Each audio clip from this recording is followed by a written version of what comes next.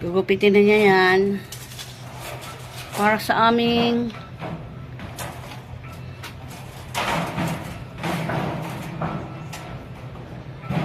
maiksi lang naman yan, guys. Matatapos ng aming isang pinto. Dito pa sa isa, oh. Gagawin din namin yan. Yan, oh. Niribit ng asawa ko.